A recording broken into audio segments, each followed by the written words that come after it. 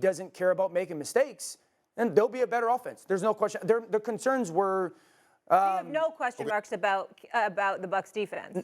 The Bucs defense? No, not playing that Chiefs offense. The Bucs defense will be fine. They're still a very good unit. And Patrick Mahomes faced number one defense 7 times. He's 6-1 against the number one defense. So you see him doing things like that. Don't go deconstruct the Bucs defense. He's done that to a lot of teams. But the question coming in was not about Patrick Mahomes when we talked about this offense, guys.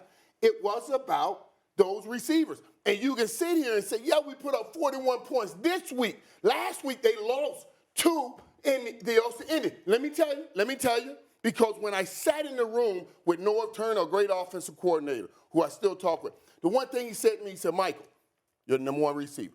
What's the difference between the number 1, the number 2, and the number 3? I said, I get more opportunities.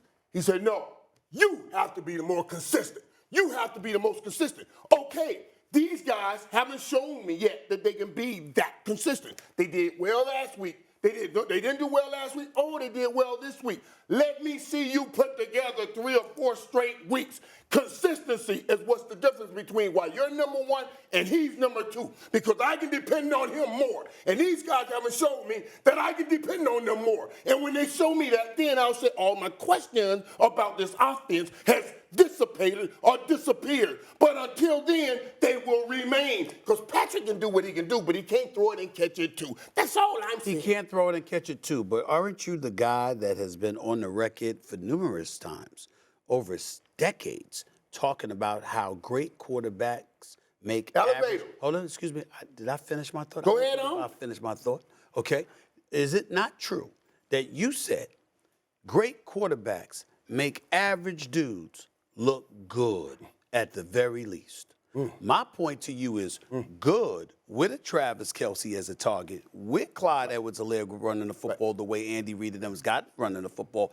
That combined with Patrick Mahomes at the quarterback position makes them potent. We didn't say it makes them perfect. We didn't sit up there and say they'd be able to hit home runs the way that they did in the past. But the reality of the situation is when you scour the rest of the AFC, when you scour the rest of the NFL, when you do what you did against Tampa Bay's defense, who definitively can you say they can't do that against?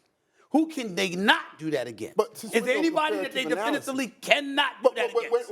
We're doing comparative analysis. We're measuring him against what they did or what we've seen them do. Not defenses. We're measuring them against what I've seen him do with Tyreek Hill. We've already conceded that they would be different. We've already conceded they would be different this year. No, they may do it a different way, but can they still produce the same thing? And Tyreek Hill always has. Here's what I would say. Your point on the number 1 receiver is valid, but do you believe that Travis is proven to be that person? Oh, yeah, he is, no doubt. Right, so those other guys don't need to be the, hey, I need you to be consistent every single week to show up. He's got that with Travis. He just needs those supplemental parts. And the second thing I'd say is this.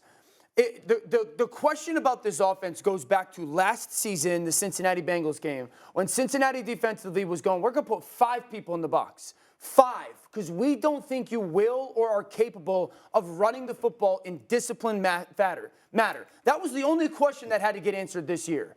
That was the only one. Last year, they were the most efficient offense in football. So, of course, they're going to be this year.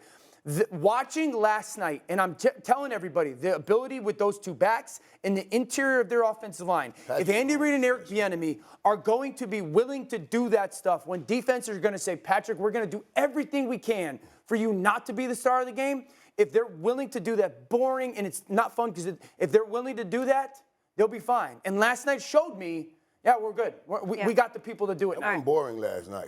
That wasn't boring. I know, but I know what you mean. I know the gist of it. But the plays he was making was insane. Okay, we're it was insane. The most points. Thank you for watching ESPN on YouTube. For live streaming sports and premium content, subscribe to ESPN+.